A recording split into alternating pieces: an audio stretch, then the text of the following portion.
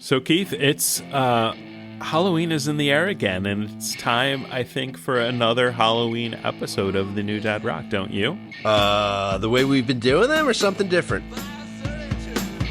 Two college radio DJs during the 90s. Hosts Keith and Steve helped expose bands like Pavement, Nirvana, PJ Harvey. They went to shows, interviewed musicians, and reviewed albums for various scenes and papers. They worked security at concerts and once even did loading for fish. Now they're dads. Whether you want to explore lesser known music or take a trip down memory lane, tune into the New Dad Rock.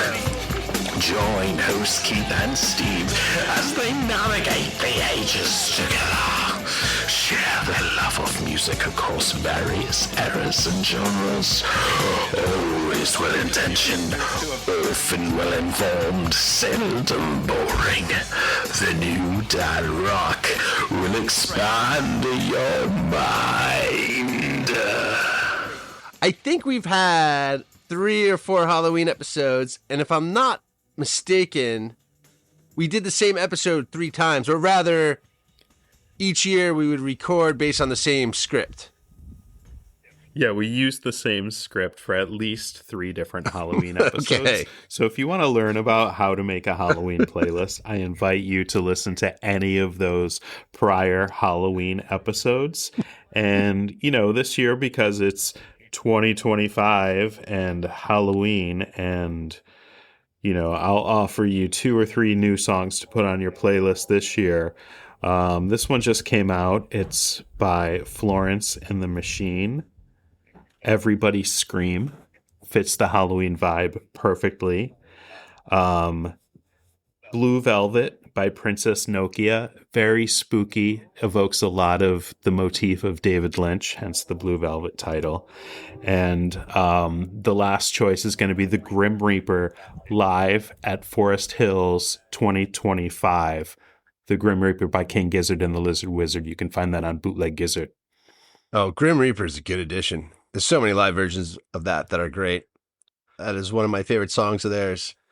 Yeah, man, I really just like the nature sounds of fall. It's getting dark, cold, windy, branches are falling down. So the only thing I'd have to add is like going outside in the dark and listening to the wind and the rain and the trees blowing. It's really spooky, especially when the leaves are like crunchy and the wind blows them and it makes that like rushing sound. And then for whatever... I love the whooshing sound. The whooshing sound, yeah. And the other thing is, literally, I think I listen to Bauhaus 1 month a year, and the month is October. But yeah. I'm just finished a book. Is it what? Who Killed Mr. Moonlight? It's by it's one of the brothers in the band, David. Oh man, whatever. But he ended up being in Love and Rockets, and it's the Bauhaus part's really really interesting. Talk about recording all the songs, then the non-Bauhaus part, like Love and Rockets, is just interesting. And then it ends. There's like the last chapters when they play. They played what, Coachella in 2026 or so? I'm sorry, 2006, so almost 20 years ago. Crazy. So Bauhaus. I would say what's interesting is I listen to deeper and deeper cuts of theirs over time. That's the whole motif, the MO of the New Dad Rock, if you will. Yeah. So as always, check out your Bauhaus. Yeah, so speaking of October and getting a certain vibe, I always read the stories of HP Lovecraft in October. I know you love HP Lovecraft. Which story do you think is the most New Dad Rock? It would have to be, the only choice would be the music of Erich Zann. Uh-huh. This is about a guy who rents an apartment in France. It's up in the attic. He hears this mysterious music. Each night it's getting more frantic and more frantic. And in my mind, I'm picturing Aranci Pazuzu, of course. And the man, essentially at the end of the story, sees into the stars and the vast abysmal abyss of space, like most H.P. Lovecraft stories. So I don't know. Do you want to hear it? Yeah. Are you going to read it for us? Sure. Why not? All right, everybody, listen up. Put your headphones on. This is the music of Erich Zann by HP Lovecraft, read to you by Steve. I have examined maps of the city with the greatest care, yet never again found the Rue d'Orsay. These maps have not been modern maps alone, for I know that names change. I have, on the contrary, delved deeply into all the antiquities of the place, and have personally explored every region of whatever name which could possibly answer to the street I knew as the Rue d'Orsay. But despite all I have done, it remains a humiliating fact that I cannot find the house, the street, or even the locality where during the last months of my impoverished life as a student of metaphysics at the university, I heard the music of Erich Zann. That my memory is broken, I do not wonder, for my health, physical and mental, was gravely disturbed throughout the period of my residence at the Rue d'Orsay, and I recall that I took none of my few acquaintances there. But that I cannot find the place again is both singular and perplexing, for it was within half an hour's walk of the university, and was distinguished by peculiarities which could hardly be forgotten by anyone who'd been there. I have never met a person who has seen the Rue d'Orsay. The Rue d'Orsay lay across a dark river bordered by precipitous, brick, Blair-windowed warehouses and spanned by a ponderous bridge of dark stone. It was always shadowy along that river, as if the smoke of the neighboring factories shut out the sun perpetually. The river was also odorous with evil stenches which I have never smelled elsewhere, and which may someday help me to find it, since I should recognize them at once. Beyond the bridge were narrow cobbled streets with rails, and then came the ascent, at first gradual but incredibly steep, as the Rue d'Orsay was reached. I have never seen another street as narrow and steep as the Rue d'Orsay. It was almost a cliff close to all vehicles, consisting in several places of flights of steps and ending at the top in a lofty ivied wall. Its paving was irregular, sometimes stone slabs, sometimes cobblestones, and sometimes bare earth with struggling greenish-gray vegetation. The houses were tall, peaked-roofed, incredibly old, and crazily leaning backward, forward, and sideways. Occasionally, an opposite pair, both leaning forward, almost met across the street like an arch, and certainly they kept most of the light from the ground below. There were a few overhead bridges from house to house across the street. The inhabitants of the street impressed me peculiarly. At first I thought it was because they were all silent and reticent, but later decided it was because they were all very old. I do not know how I came to live on such a street, but I was not myself when I moved there. I had been living in many poor places, always evicted for want of money, until at last I came upon that tottering house in the Rue d'Orsay, kept by the paralytic Blandot. It was the third house from the top of the street, and by far the tallest of them all. My room was in the 5th story, the only inhabited room there, since the house was almost empty. On the night I arrived, I heard strange music from the peaked garret overhead, and the next day asked old Blandot about it. He told me it was an old German viol player, a strange dumb man who signed his name Erich Zann, and who had played evenings in a cheap theater orchestra, adding that Zann's desire to play in the night after his return from the theater was the reason he had chosen this lofty and isolated garret room, whose single gabled window was the only point on the street from which one could look over the terminating wall at the declivity and panorama beyond. Thereafter, I heard Zann every night, and although he kept me awake, I was haunted by the weirdness of his music. Knowing little of the art myself, I was yet certain that none of his harmonies had any relation to music I had heard before, and concluded that he was a composer of highly original genius. The longer I listened, the more I was fascinated, until after a week I resolved to make the old man's acquaintance. One night, as he was returning from his work, I intercepted Zann in the hallway and told him I would like to know him and be with him when he played. He was a small, lean, bent person with shabby clothes, blue eyes, grotesque, satyr-like face, and nearly bald head, and at my first words seemed both angered and frightened. My obvious friendliness, however, finally melted him, and he grudgingly motioned me to follow him up the dark, creaking, and rickety attic stairs. His room, one of only two in the deeply pitched garret, was on the west side, toward the high wall that formed the upper end of the street. Its size was very great, and seemed greater because of its extraordinary barrenness and neglect. Of furniture there was only a narrow iron bedstead, a dingy washstand, a small table, a large bookcase, an iron music rack, and 3 old-fashioned chairs. Sheets of music were piled in disorder about the floor.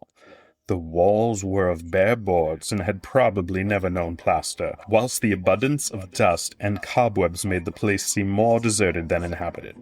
Evidently, Erich Zann's world of beauty lay in some far cosmos of the imagination. Motioning me to sit down, the dumb man closed the door, turned the large wooden bolt, and lighted a candle to augment the one he had brought with him. He now removed his vial from the moth-eaten covering and, taking it, seated himself in the least uncomfortable of the chairs. He did not employ the music rack, but offering no choice and playing from memory, enchanted me for over an hour with strains I had never heard before, strains which must have been of his own devising. To describe their exact nature is impossible for one unversed in music. They were kind of fugue with recurrent passages of the most captivating quality, but to me were notable for the absence of any of the weird notes I had overheard from my room below on other occasions. Those haunting notes I had remembered and had often hummed and whistled inaccurately to myself, so when the player at length laid down his bow I asked him if he would render some of them. As I began my request, the wrinkled satyr-like face lost the bored placidity it had possessed during the playing, and showed the same curious mixture of anger and fright which I had noticed when I first accosted the old man. For a moment, I was inclined to use persuasion, regarding rather lightly the whims of senility, and even tried to awaken my host's weirder mood by whistling a few of the strains to which I had listened to the night before. But I did not pursue this course for more than a moment, for when the dumb musician recognized the whistled air, his face grew suddenly distorted with an expression wholly beyond analysis, and his long, cold, and bony right hand reached out to stop my mouth and silence the crude imitation. As he did this, he further demonstrated his eccentricity by casting a startled glance toward the lone curtained window, as if fearful of some intruder. A glance doubly absurd, since the garret stood high and inaccessible above all adjacent roofs, this window being the only point on the steep street, as the concierge had told me, from which one could see over the wall at the summit. The old man's glance brought Blandot's remark to my mind, and with a certain capriciousness, I felt a wish to look out over the wide and dizzying panorama of moonlit roofs and city lights beyond the hilltop, which all of the dwellers in the Rue d'Orsay only this crabbed musician could see. I moved toward the window, and would have drawn aside the nondescript curtains when, with a frightened rage even greater than before, the dumb lodger was upon me again, this time motioning me with his head toward the door as he nervously strode to drag me thither with both hands. Now, thoroughly disgusted with my host, I ordered him to release me, and I told him I would go at once. His clutch relaxed, and as he saw my disgust and offense, his own anger seemed to subside. He tightened his relaxing grip, but this time in a friendly manner, forcing me into a chair. Then, with an appearance of wistfulness, crossing to the littered table, where he wrote many words with a pencil in the labored French of a foreigner. The note, which he finally handed me, was an appeal for tolerance and forgiveness. Zann said that he was old, lonely, and afflicted with strange fears and nervous disorders connected with his music and with other things. He had enjoyed my listening to his music and wished I would come again and not mind his eccentricities. But he could not play to another his weird harmonies, and could not bear hearing them from another, nor could he bear having anything in his room be touched by another. He had not known until our hallway conversation that I could overhear him playing in my room, and now he asked me if I would arrange with Blando to take a lower room where I could not hear him in the night. He would, he wrote, defray the difference in rent. As I sat deciphering the execrable French, I felt more lenient toward the old man.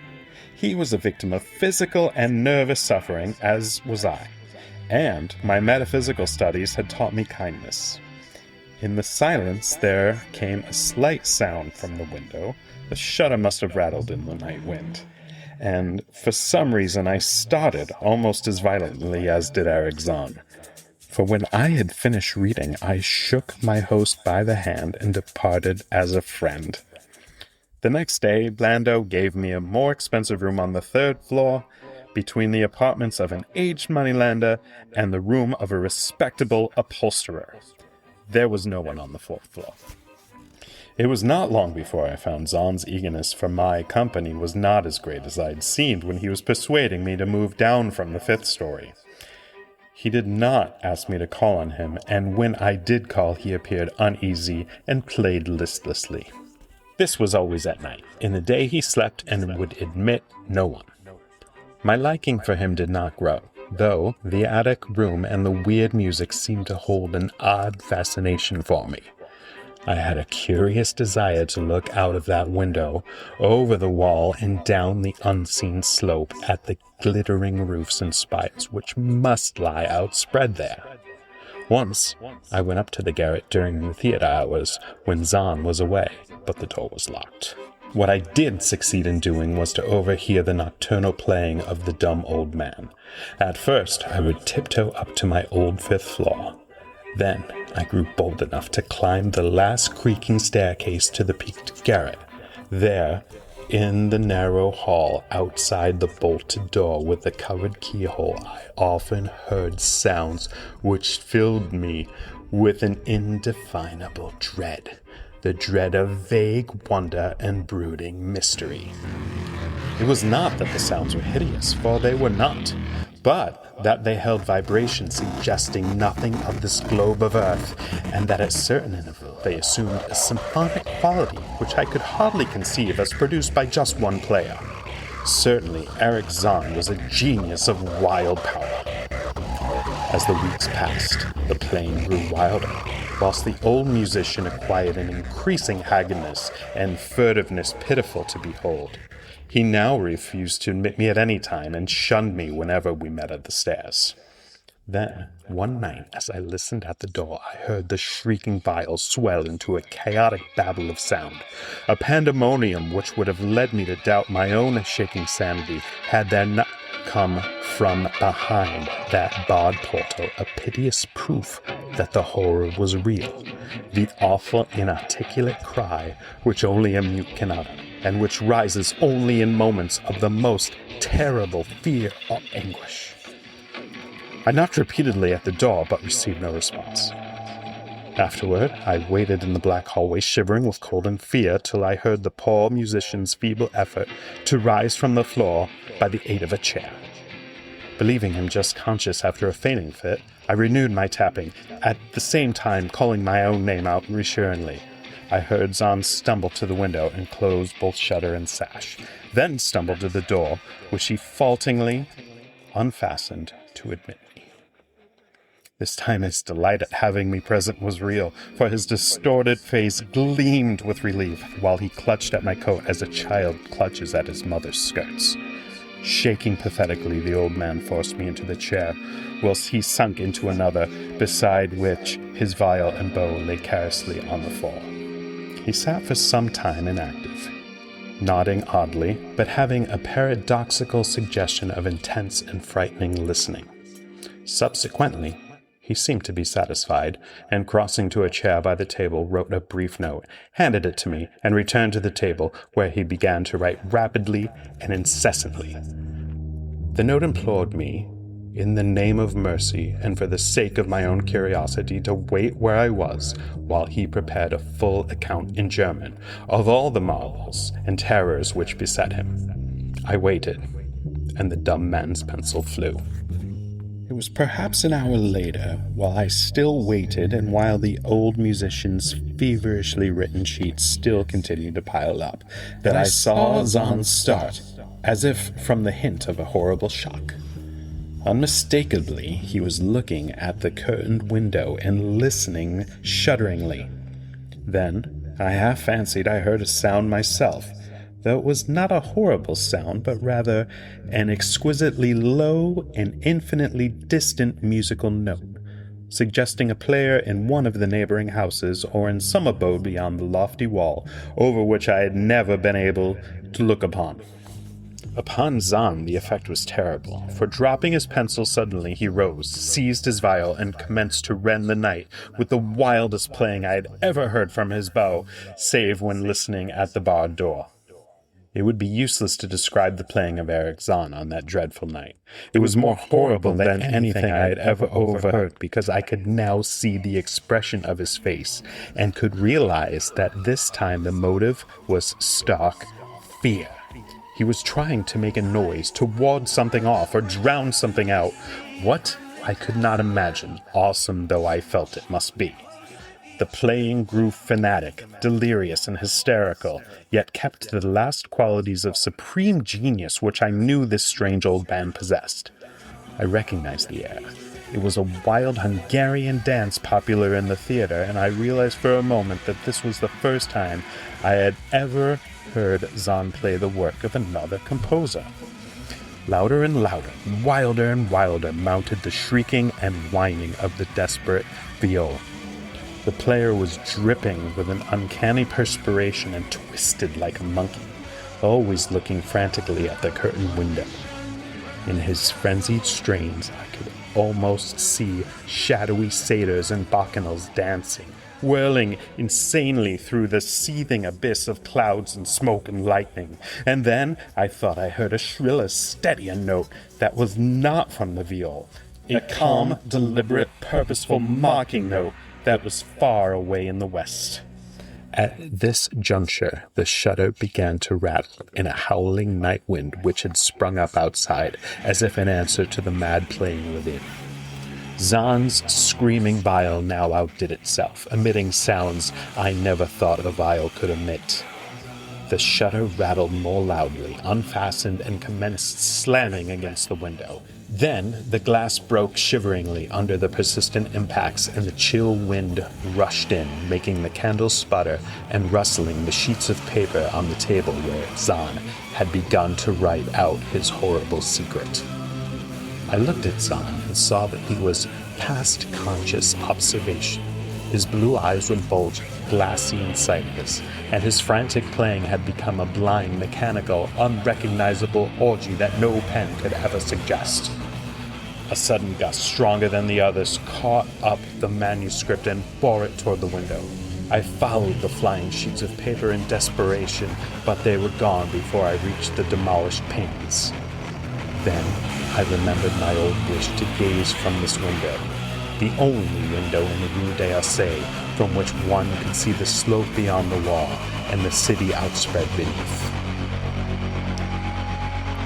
It was very dark, but the city's lights always burned, and I expected to see them there amidst the rain and wind. Yet, when I looked from the highest of all gable windows, looked while the candles sputtered and the insane viol howled with the night wind, I saw no city spread below and no friendly lights gleaming from remembered streets, but only the blackness of space illimitable. Unimagined space, alive with motion and music and having no semblance to anything on earth. And I stood there looking in terror. The wind blew out both the candles and the ancient pink garret, leaving me in savage and impenetrable darkness, with chaos and pandemonium before me, and the demon madness of that night bang viol behind me. I staggered back in the dark without the means of striking a light, crashing against the table, overturning a chair, and finally groping my way to the place where the blackness screamed with shocking music. To save myself and Erich Zann, I could at least try whatever the powers opposed to me. Once, I thought some chill thing brushed me, and I screamed, but my scream could not be heard above the hideous viol. Suddenly, out of the blackness, the madly sawing bow struck me, and I knew I was close to the player. I felt a head touch the back of Erich Zann's chair, and then found and shook his shoulder in an effort to bring him to his senses. He did not respond, and still the viol shrieked on without slackening. I moved my hand to his head, whose mechanical nodding I was able to stop, and shouted in his ear that we must both flee from the unknown things of the night. But he neither answered me nor abated the frenzy of his unutterable music, while all through the garret strange currents of wind seemed to dance in the darkness and babble. When my hand touched his ear, I shuddered, though I knew not why, till I felt the still face, the ice-cold, stiffened, unbreathing face, whose glassy eyes bulged uselessly into the void, and then, by some miracle finding the door and the large wooden bolt, I plunged wildly away from that glassy-eyed thing in the dark, and the ghoulish howling of that accursed viol, whose fury increased even as I plunged. Leaping, floating, flying down those endless stairs through the dark house, racing mindlessly out into the narrow, steep, and ancient street of steps and tottering houses, clattering down steps and over cobbles to lower streets and the putrid canyon-walled river, panting across the great dark bridge to the broader, healthier streets and boulevards we know. All these are terrible impressions that linger with me, and I recall that there was no wind, and that the moon was out, and that all the lights of the city twinkled. Despite my most careful searches and investigations, I have never since been able to find the Rue d'Orsay. But I am not wholly sorry either for this, or for the loss of the undreamable abysses of the closely written sheets which alone could have explained the music of Erich Zann. The end. Woo! Steve, you're such a good reader.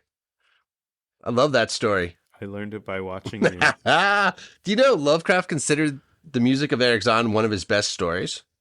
Bet you didn't.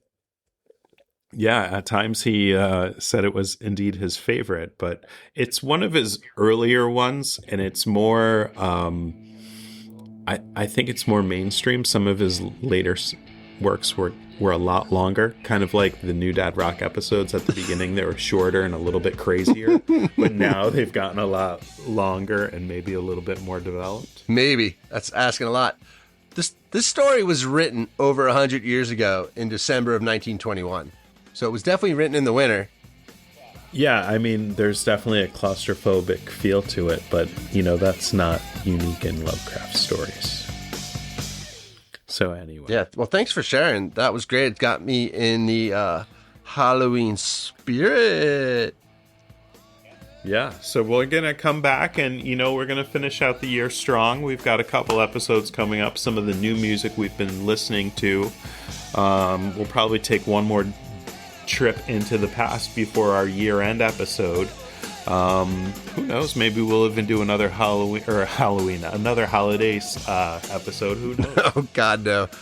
Who ever knows what happens with the new? Oh no, this is great. We should definitely do another draft episode, but it's going to be for Thanksgiving theme songs. Oh my God! I know you hate those so much.